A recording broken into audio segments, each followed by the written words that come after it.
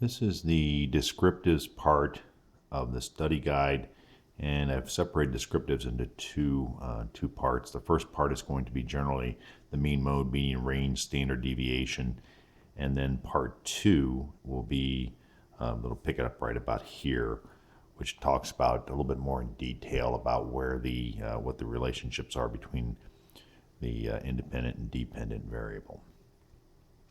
So here's the example here, or the discussion here, centers around Stickley Furniture. And they're a high-end furniture manufacturer up in the Northeast, and they've been running ads on the weekend, or for the weekend, and they've been keeping track of the sales. And here is the raw data. And so you're the store manager, or rather the operations manager over the stores in Providence, Springfield, New Haven, Boston, these 6 cities.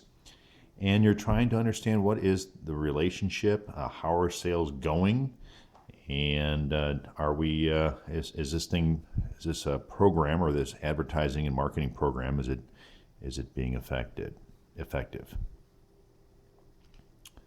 So let's take it from the top.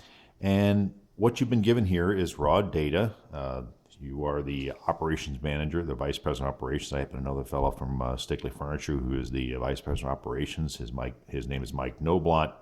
Wonderful fellow, very smart, college buddy and that sort of thing. And he's going to, this is how he might go about evaluating, or you or any other business person might go about evaluating how things are going on this new radio ad program. And the first thing you do is you look at generally what you have in your data set. And you have over here, you have the sales, you have the radio ads, and here are the six towns, or the 6 cities.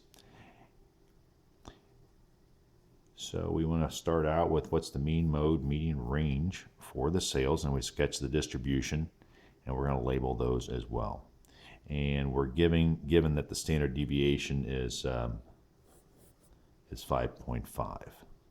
Okay, so it's been pre-calculated, and you'll get that. You'll get the standard deviation most likely on the well, you will get the standard deviation given to you on the exam, and then you'll just have to kind of work with this descriptive statistics, or the data set, and come up with the various descriptives associated with a situation.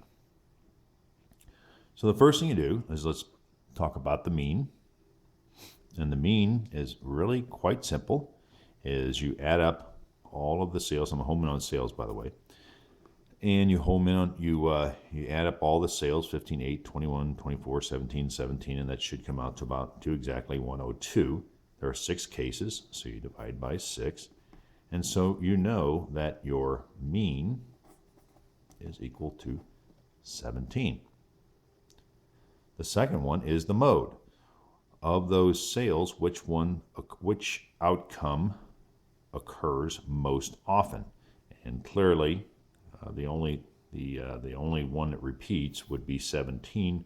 So the mode would be equal to 17. And then finally, you want to also understand the median, the number that's right in the middle. The way I remember that is the median of a highway. It goes right down the middle of a highway, and it's pretty simple here. You put these in ascending, or you put the sales in ascending or descending order. You've got, let's call it 8, 15, 17, 17, 21, and 24. And obviously, the median is going to be 17. Now, if one of these had been 16, you would have had to, because it's an even number, you would add the 2 together and divide by 2, and then if it were 16, you'd come out to 16.5 as the median. But here we're at 17 as well.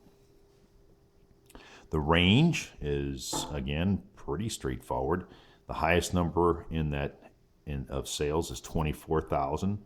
The lowest is 8, so 24 minus 8 is equal to 16,000. All right, so I think we have everything we need. And then I'm going to come over here and I'm going to draw the distribution curve. Let me get a separate piece of paper for that. I'm going draw the distribution curve. They don't take off for artistic ability or lack thereof, and hopefully you won't hold it against me as well. But the first thing you do is you label the mean, and that's equal to 17. You also know that the mode and the median are 17 as well.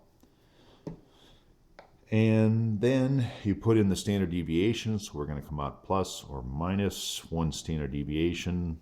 Again, this is not artistically accurate, to be sure. And so 17 and 5.5 is 22.5, and you would label that as a plus sigma, plus 1 sigma. And then on the other opposite end, on the lower end, you'd come in and you would label that as an 11.5, which is minus 1 sigma. All right, and I think that's about all we need to figure out here. Oh, by the way, as always, when you go plus or minus 1 standard deviation, that's 68% of the that'll pick up 68% of the population.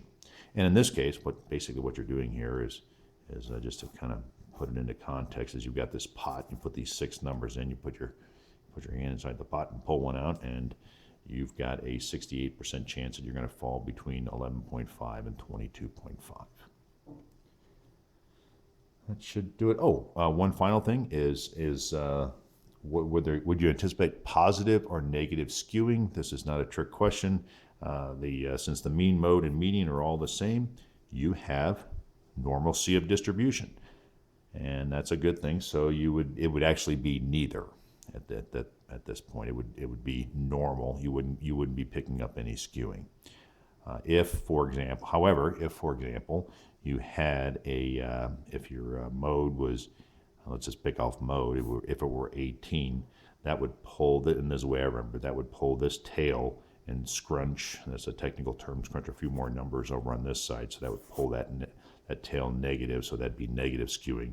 And likewise, if this were, if you came in here and you said this was 16, okay, there again you'd pull that tail, and you'd get more of the data on that side of the mean.